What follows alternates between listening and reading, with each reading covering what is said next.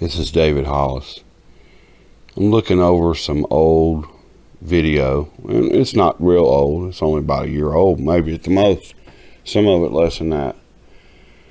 But I'm using this new video cropping tool, and I can really zoom around and pick up portions that most people have not seen, like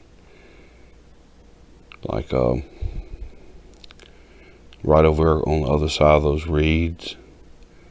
There's this huge green head over there.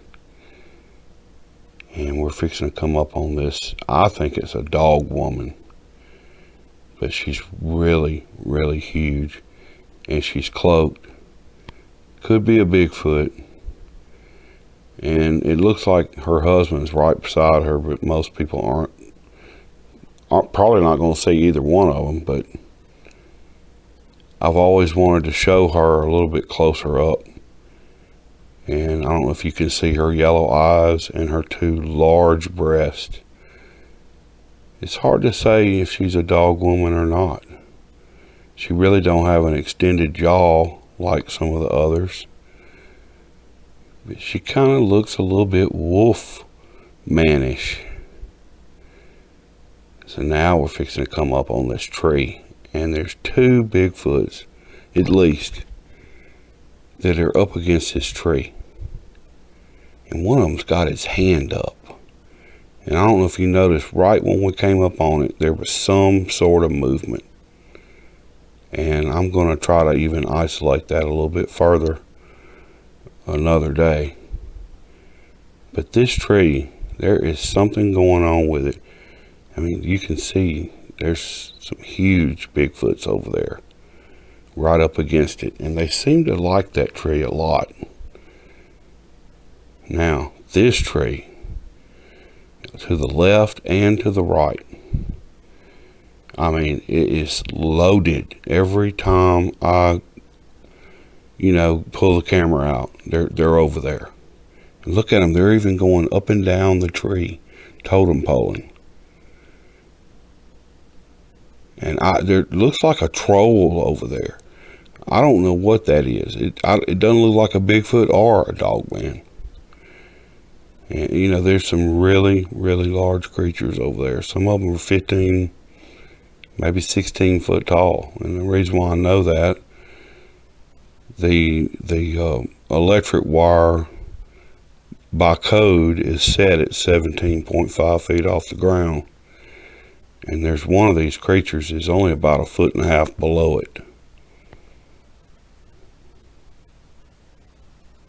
Now this creature on the left, right up near this tree, it is amazing. I can't tell what it is, if it's a Bigfoot, a dog man, or maybe a hybrid of a Bigfoot dog man. And yes, they do mate because they're Nephilim and they have that ability. That's how come you end up with bare-faced Bigfoots and lion-faced ones and all these different kinds. Matter of fact, if you look right there, it looks like a bare-faced one right there in the lower section of the camera.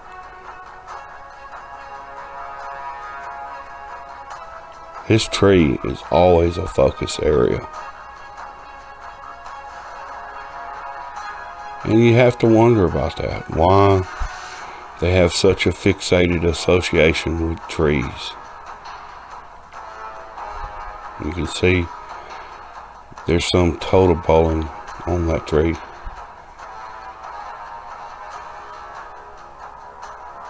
A lot of them. And I just get used to them. I don't let them bother me or affect me in any way. I extend love out to them. And I talk to them, and I talk about their babies, and I think they enjoy that. I think they like being recognized and talked to and have their babies talked about. Everybody's proud of their children and want them to be seen. So I think that's part of it. And they're all up in my trees. They're in the bushes.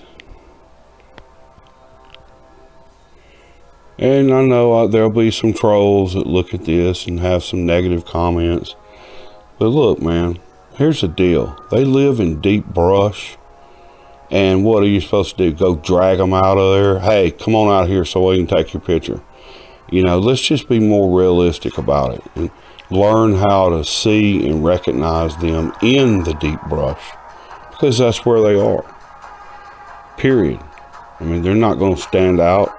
And if I see one standing out in the open, especially if it's by itself, it's automatically suspect. It could be a fake.